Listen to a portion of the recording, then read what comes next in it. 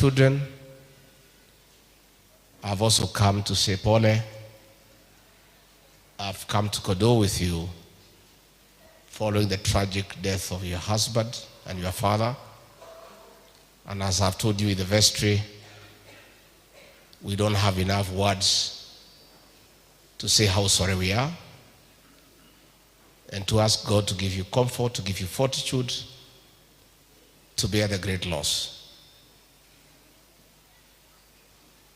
Losing a husband, losing a father is a very difficult thing. The Reverend Julius Dumia was at his prime of his age, and he has left a very young family. 2 twin young men at the university, and this young girl, Shanice. We share your pain and sorrow. And to say, had Reverend Dumia been sick, we'll be crying and saying we are very sorry and saddened. Had he died through a road accident, we'll be saying we are very sorry and very hurt. But the fact that he has been murdered, we don't just feel sorry and pain. We are angry. We are angry because nobody other than God has the authority to take another man's life. So we have come here to say, as we condole with you and wipe your tears, as leaders and members of this church, we have a responsibility to fight for justice for this family so that Esther can settle to know who killed her husband and why. So that this young girl, Shanice, who has been denied the chance to enjoy love from her father at such a young age of 7, can have some answers. So that these 2 young men who would have wished that their father would be around to pay dowry for them as they marry would have some answers. Let me say, I want to speak today as a member of this church. Regarding Gachagua, comes from Kirimara West Presbytery, Ruguru Parish, Igajo Congregation, Wamanyoro District.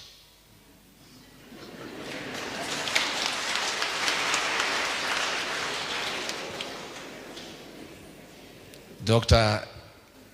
Jesse Kamau, before he came to live here, is my neighbor at home. We are not very far. He comes from a place called Sugar, like 5 kilometers from where I am.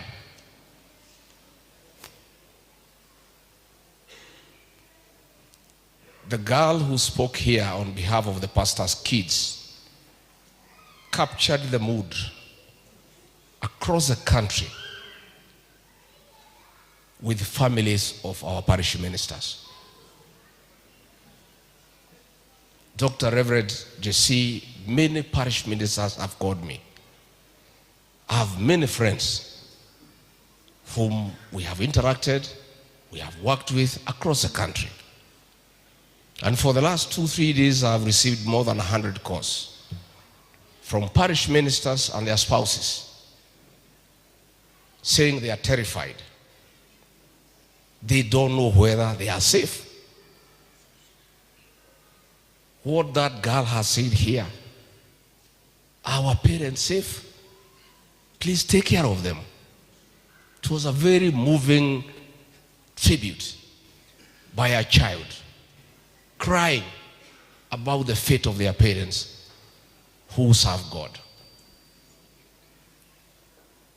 I did place a call to our moderator, Dr. Mutahi Thego, 2 days ago. And I did, with a lot of respect, tell our moderator that I have received a lot of concern that this matter of this murder has not received sufficient attention from the church leadership. We must speak out. Because when you don't speak, people become very bold. They have killed our parish minister in Nakuru. Next day, they will go for the Secretary General of the General Assembly. They will come for the moderator of the General Assembly. We must speak out. And let me say, it is unacceptable that the government is silent on this matter. We are having double standards in this country. This is a minister of Pcea Church, one of the largest churches in this country. A church that has contributed immensely to the development of this country since independence. If you go to Chogoria, the Pcea hospital there, for the last 5 decades, has transformed lives. If you go to Tomotomo, the Pcea hospital there is the savior of the people of that region. If you go to Thogoto here, the eye hospital.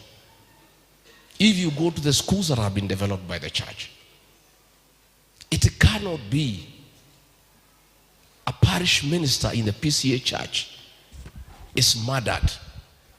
Not a single word from the Inspector General of Police. Not a single word from the CS Interior. Not a single word from the President. Why? This is not just another ordinary Kenyan. And there is double standard in this country. A few months ago, some police officers in Kapsabet went and beat up some young boys who are playing pool. The minister was all over ordering for the arrest of those policemen. They were beaten by some policemen. It was captured on video. The minister was all over. The Inspector General of Police issued a statement castigating the harassment of some young people in Kapsabet by police. A parish minister in the Pcea church is murdered in cold blood 5-6 days later. Not a single statement from the Minister for Interior. Not a single statement from the Inspector General of Police. And I must say, I am now persuaded that this government seems to have declared war on our church. Last year, goons, criminals, stormed inside Mweki Pcea church, attacked men and women inside church. To date, nobody has ever been arrested. Not a single statement from the President, from IG, from CS Interior.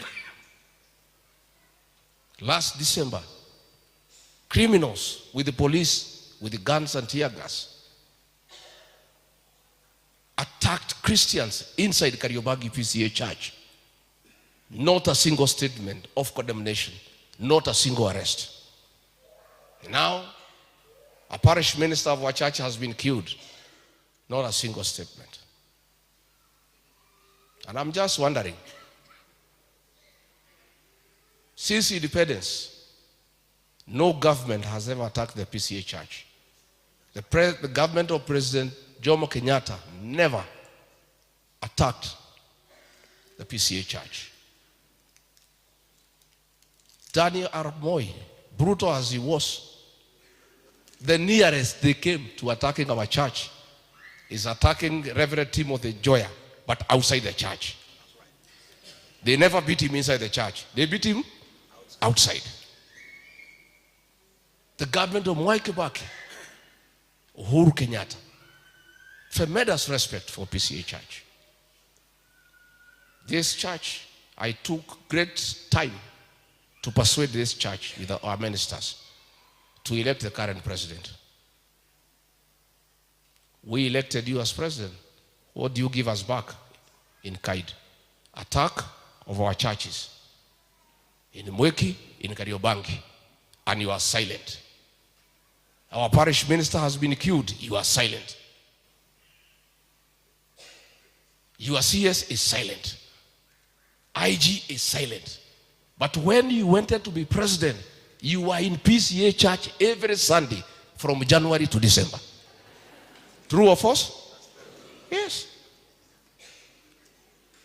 Iko siku moja tulienda kanisa 3 ya Pcea.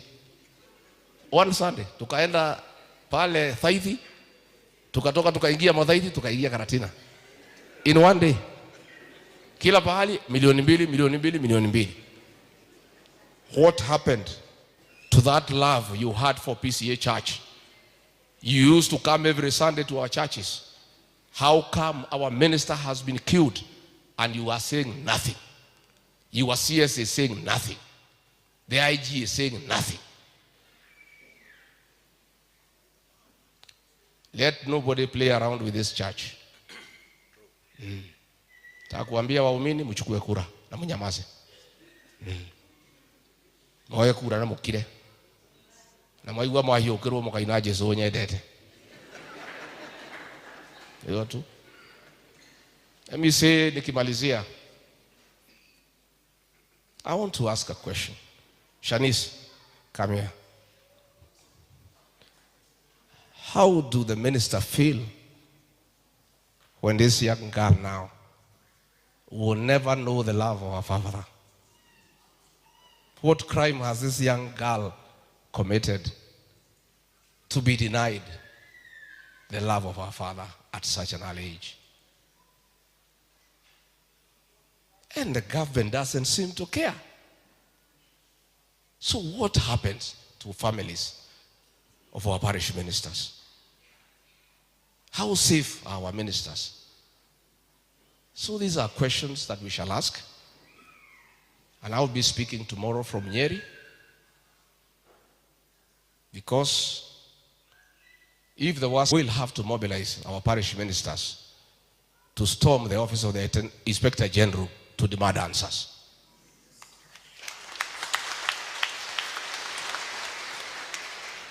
So they can be assured of their safety and their families. Please sit down, Shanice. That young girl who was here representing these families, she captured the mood in all the families. And if church ministers are not safe, who is safe in Kenya? Who is safe? Because ordinarily, retired moderator, when you are in trouble, you either run to your pastor or to the police station. I have been told, I don't want to speculate, that there is a CCTV footage showing the people who killed Reverend Dumia. And the Christians in Nakuru are being intimidated to keep quiet and wait. We want to call upon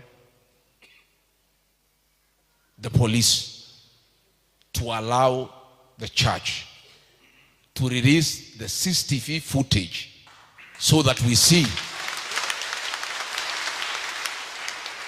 what happened. We don't want cover up. I know yesterday they said they have arrested 2 people because they know we have a funeral tomorrow. We want to ask, the residence of the Reverend Dumia was covered by CCTV.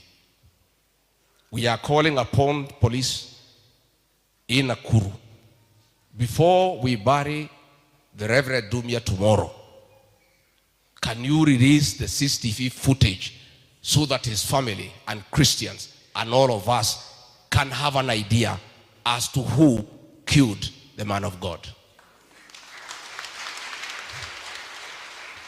Finally, mimi niseme, iko jama ya mtu mkubwa sana katika serikali kununua hoteli yetu ya milele pale Mombasa ya Pcea.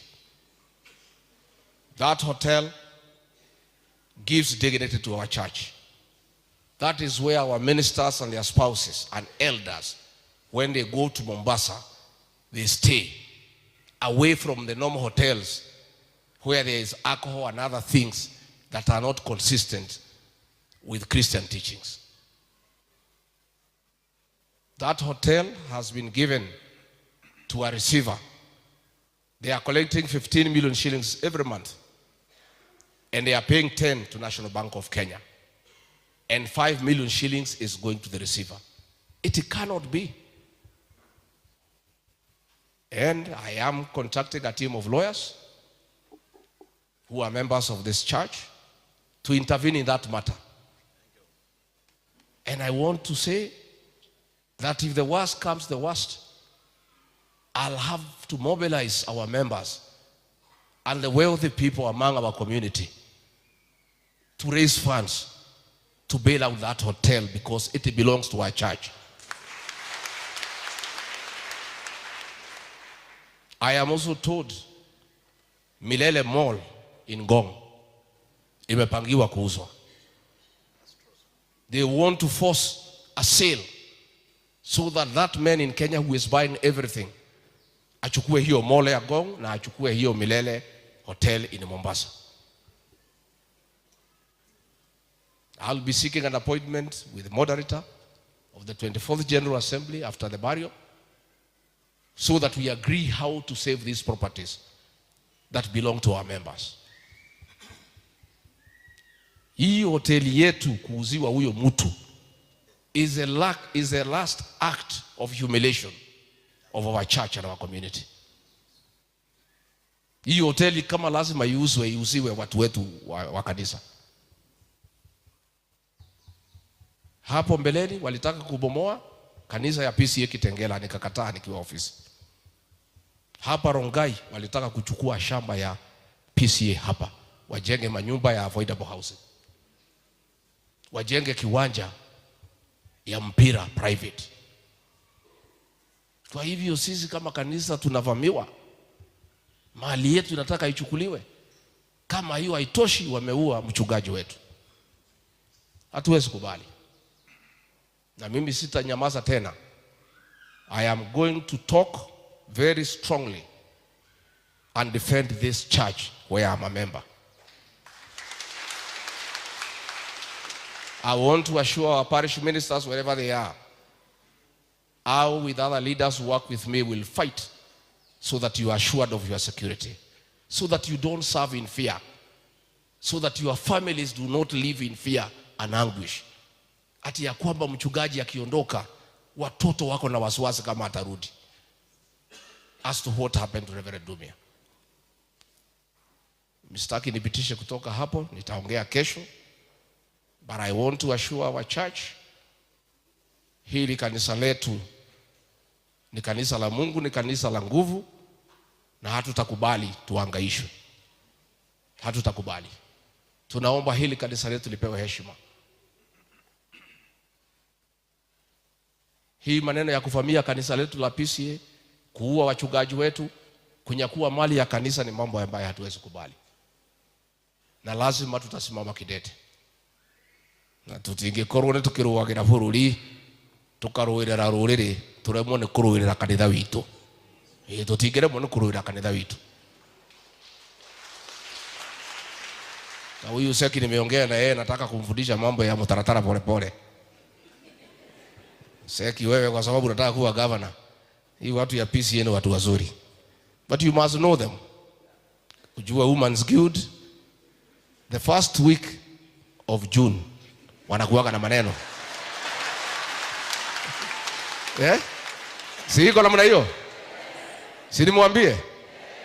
Iko wazee wengine wanavaa koti kama hii, wanaitwa PCMF.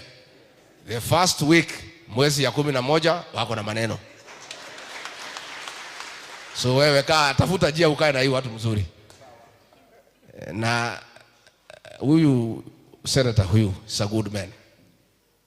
Huyu among the few leaders walikataa kuuza nchi yao pesa, akasimama msimamo ni huyu Senator Seki. Lakini nataka igiana vizuri na kanisa yetu. Uanzie tarehe 7, you start on 7th. Haya, kaa chini. Hii kijana anaitwa Gogoyo huyu. Hii kijana among the MPs tuko nayo Kenya, is among the few MPs who know what they are doing. amejenga mashule, si amejenga sana Tena kwa bunge anasimama na haki ya Wakenya. Finance bill ilikuja akasema hapana. Hata iko ingine wanalete ukatae. Iko na kuja finance bill ingine useme bana. Huyu Ngogoyo mtampatia nafasi? Naomba huyu kijana mumshikilie. Mtamshikilia? Mshikilie huyu kijana. Please sit down. He's a young man who knows what he is doing. Hao wengine wote wanasimama muweke kwa latiri. Si ndio? Na nimeona ni wengi. Muweke kwa nini? Mkuje mjitetee kwa hawa Kristo pole pole. Lakini mjue gari pande hii ni moja. Muingie gari ya kuja hapa. Huwezi kuwa unaenda Rogai unaingia gari ya kwenda Kericho. Si ndio? Huwezi kuwa unaenda Kiserian unaingia gari ya kwenda Kisumu. Utakuwa umepotea. Kila watu wako na gari yako. Kwa hivyo mnajua gari ya area hii. Hata rangi yake mnajua. Hata driver yake mnajua. Sasa nyinyi mkuwe watu werevu. Unaangalia gari ya kwenu. Unaona rangi ni ile. Unaangalia driver, unakuta ni kimutu kinyeusi kinaitwa rigiji, unasema gari yetu ni hii, unaingia. Alafu unaenda kwenu. Si ndio? Ni guadwa itu. Toka kuga pole Mama Esther. Pole sana. Na Ngogoyo nimemwambia hii vijana apange. Ile fees yao imebaki ulipe yote. Waende wasome. Si ndio? Yeah. Alafu huyu Shanis uone mama yake. Mimi na wewe tupange vile huyu mtoto atasoma. Kwa sababu lazima tufanye hivyo. This young girl, we must make sure that one day mkimwangalia mnaona baba yake, si ndio? We must support this young girl. Na nyinyi vijana vile nimemwambia mkae na mama yenu karibu. Stay close to your mother.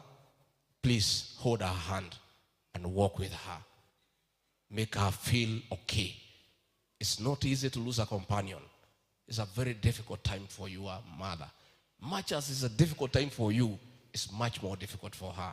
So stay together as a family, love one another, and protect the dignity of your late father. The rest wachie Mungu. Uwadwa ito. Moko gaidhania. Ni moko gaidhania. Ni mulioka kujerera wa Monyoro. Yeah? Mogo kali. Yeah? Mokare honu. Yeah? Ati? Ngogoyo. Haya. Na yogiru ito pari shinu were na lokoshigana. Lokoshigana. Riu nake sekina Ngogoyo. Seki ninga gutuma kanitha igiri na Ngogoyo igiri. Neguo. Todo namo guild. Ni ogituge gya kanitha witu wa Pcea. Sekino waigua. Waigua atia? Eh?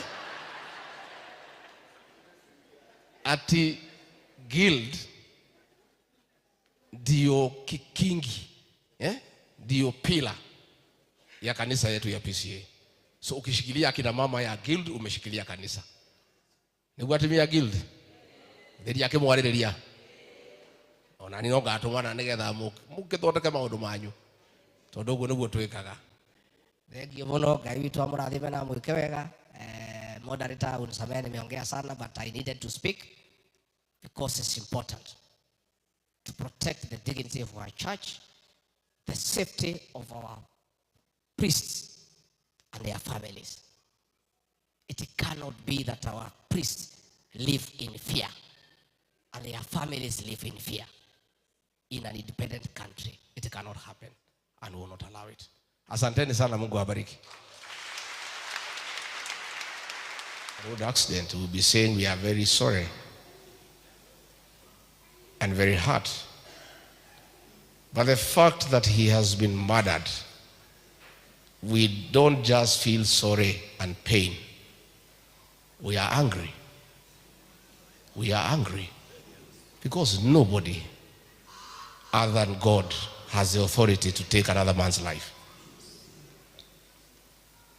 So we have come here to say, as we condole with you and wipe your tears, as leaders and members of this church, we have a responsibility to fight for justice for this family,